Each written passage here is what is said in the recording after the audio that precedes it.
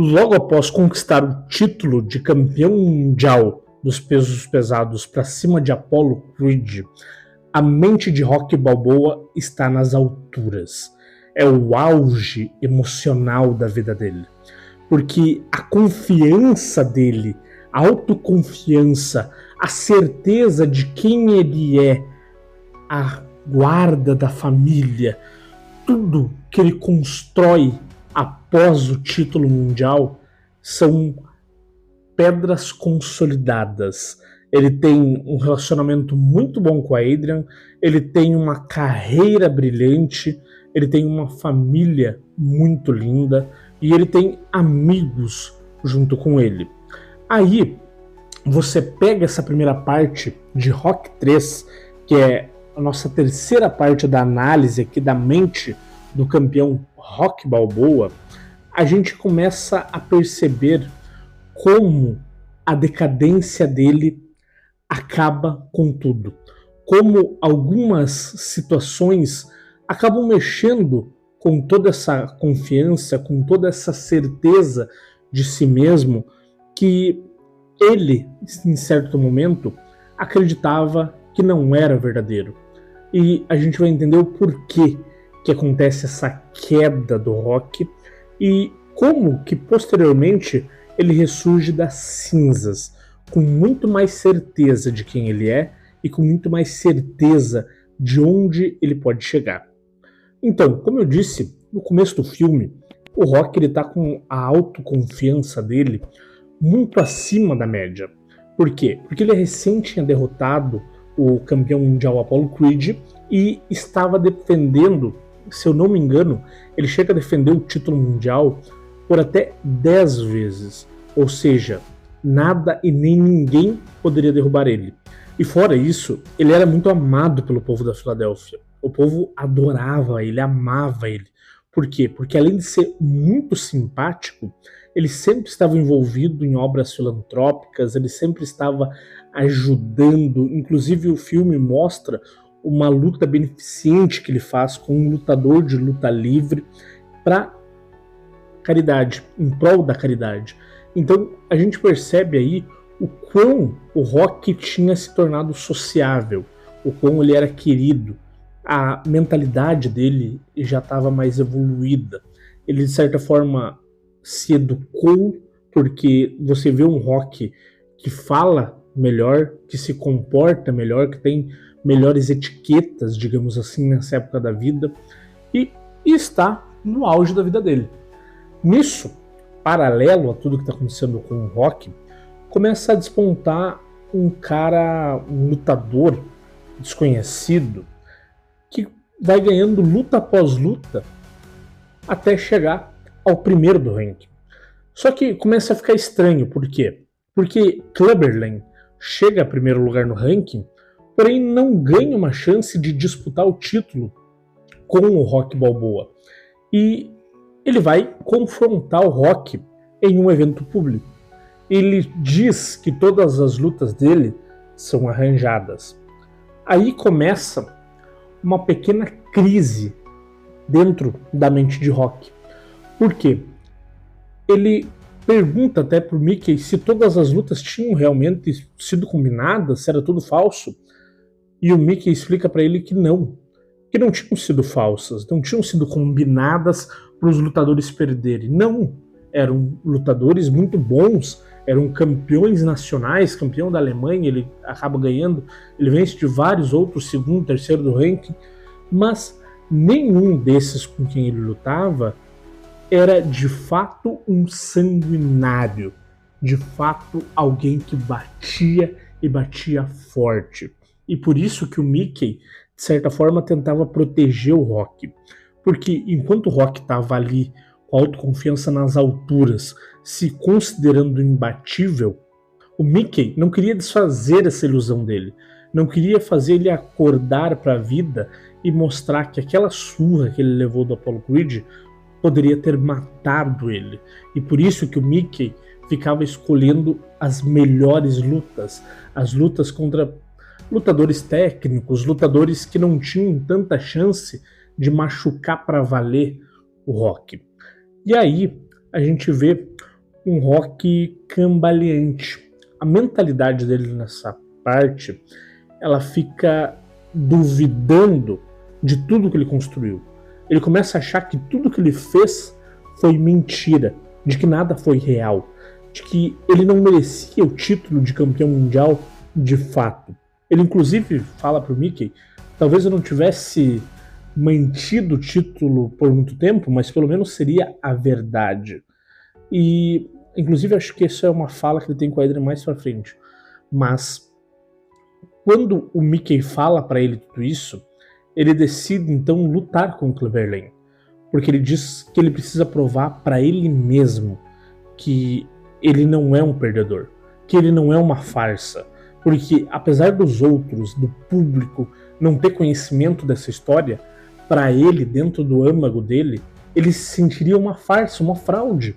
Ele se sentiria como se tudo aquilo que ele tivesse vivido, todas as defesas de título, fossem todas falsas, ou seja, ilusões.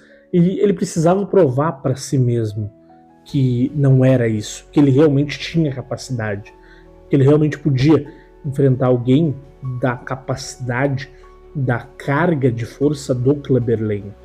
E aí a gente vai para a preparação dos dois para a luta. E aí a gente pode fazer um comparativo entre o Apollo e o Rock do primeiro filme, onde o Apollo estava festivo, achando que seria só mais uma luta, e não treinou a sério, enquanto o Rock estava dando duro. Nesse terceiro filme, nós vemos o Rock levando a luta na brincadeira, levando a luta na festa, e o Clubber Lang levando a luta a sério. E o Rock, apesar de dizer para si mesmo que essa era a luta para provar para si mesmo quão bom ele era, não focou, não perdeu aquela autoconfiança exacerbada, aquela quase arrogância que ele tava. Aí a gente vai para uma luta onde, antes da luta, acontece algo que muda a vida do Rock, a mente dele, de uma maneira extraordinária. Uma coisa terrível que acontece com ele, que é, durante um empurra-empurra ali antes de entrar no ringue, o Clubber Lang acaba acertando, atacando o Mickey, o treinador do Rock. E ele fica convalescendo, fica, digamos, sentindo muita dor antes do Rock entrar no ringue. E o Rock, ele, além de não ter se preparado o suficiente para enfrentar um matador que nem o Clubber Lang, ele ainda entra sem foco na luta. Totalmente sem foco. Por quê? Porque a cabeça dele não estava no Clubber Lang, não estava em quem ele estava enfrentando. A cabeça dele estava no Mickey, que estava convalescendo, que estava quase morrendo. E aí ele é massacrado e volta imediatamente, tanto que ele nem dá tanta bola para a luta, que ele nem liga para a luta, ele volta imediatamente para onde o Mickey está, para ver como o Mickey está. E aí a gente tem uma das cenas mais tristes da franquia, que é a morte do Mickey. E o Rock, ele começa a lembrar que se não fosse ele ter insistido, o Mickey não queria a luta contra o Clubber Lang. E ele entra em uma onda de culpa muito grande. Até mesmo quando o Apollo vem e se oferece para treinar ele, diz para ele que ele pode treinar ele porque ele acredita que o Rock perdeu pelos motivos errados.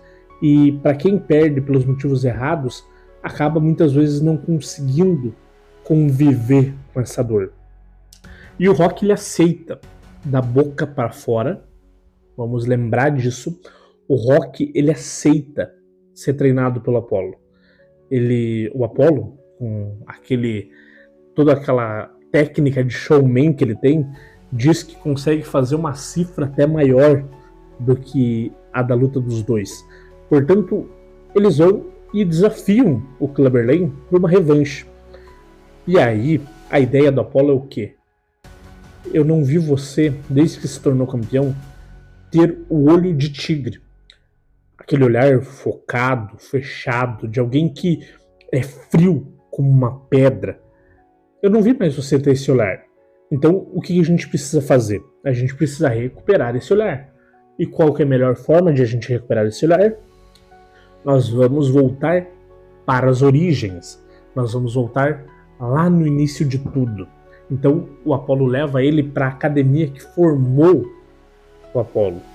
E lá ele vê todos aqueles lutadores com aquele olhar sanguinário, aquele olhar de tigre, aquele olhar de quem está focado e determinado a alcançar alguma coisa na vida. E nisso, o Rocky começa a trabalhar várias técnicas que o Apollo vai ensinando para ele. Por quê? Porque o Rocky ele sempre foi muito turrão, muito durão, sabe? Aquele estilo de luta mais direto, sem muita técnica. E o Apollo ensina as técnicas para ele. Por quê? Porque o Clubber Lang, por ser força bruta, o Rocky não ia conseguir vencer ele na força bruta, porque o Clubber Lang tinha muito mais força bruta que o Rocky. Então eles vão para a técnica, e é na técnica que eles começam a ver a luz para vencer o Clubber Lang. E aí o que acontece? O Rocky, lembra que eu falei que ele aceitou o desafio da boca para fora? Ele não consegue se concentrar nos treinos, porque simplesmente a culpa do que aconteceu com o Mickey ainda consome ele. E não só a culpa, mas o medo de perder tudo que ele tem. Depois que ele formou a família dele, ele não tinha sentido medo daquela forma ainda. Porque na primeira luta, quando ele luta contra o Apollo, ele ainda não tinha um filho. E na segunda luta, ele tinha uma motivação extra por tudo que tinha acontecido com a Adrian, pela questão de que ele sabia que o Apollo, não, apesar de ser um grande lutador, não era um assassino dentro do ringue. Agora o Clubber Lang era, e ele tinha uma família para zelar. E aí, isso acaba, de certa forma, deixando com que o medo dentro dele ficasse muito mais evidente. E ele diz, num desabafo com a Adrian, ele fala sobre esse medo. E a Adrian fala e abre o olho para ele, numa das cenas mais memoráveis, abre o olho dele, dizendo que não tem problema nenhum sentir medo. Que qualquer um sente medo. Só que a diferença é como você reage sobre esse medo. Qual é a forma que você enfrenta o medo? Você se acovarda para ele ou você enfrenta esse medo de frente? E aí, depois dessa dura da Adrian, aí o Rocky parece que toda aquela falta de confiança que ele tinha, todo aquele, sabe, aquele desequilíbrio que estava tomando conta dele, parece que dissipa. Ele volta a ser aquele campeão autoconfiante. Mas agora, não só autoconfiante, ele estava, de certa forma, muito mais maduro no jeito de encarar tudo. Ele estava muito mais certo de que com o preparo ele podia vencer e venceria qualquer um. E isso é importante até para nós analisar o próximo filme, vocês lembrarem sempre dessa maturidade que o Rocky atinge nessa parte da vida. Então a gente vai para a luta e o Rocky é fantástico. Um jogo de cinturas, de pés, dançando. O braço dele parecia uma britadeira num show de autoconfiança. Vale lembrar o olhar que ele estava antes de entrar no ringue. Era um olhar gelado, frio, sabe? O olhar realmente o olho de tigre. Esse era o olhar que ele estava. Então, a gente pega essa lição desse filme, de que não importa o quão alto você esteja, se você não estiver verdadeiramente preparado, da maneira correta, aqui dentro da sua mente, qualquer coisa pode fazer você cair. Agora, quando você entende os seus sentimentos, quando você entende que você não precisa tirar o medo de lado, que na verdade o medo, você pode até usar ele como um aliado, quando você entende tudo isso, aí você chega na maturidade ideal da sua vida. Da maturidade para enfrentar um russo de 2 metros de altura, como ele enfrenta no próximo filme. Então, essa foi a análise do terceiro filme, da terceira mente do Rocky. E vocês vão ver que cada um desses filmes traz o Rocky com uma mentalidade bem diferente. e é isso que eu quero abordar também nos próximos.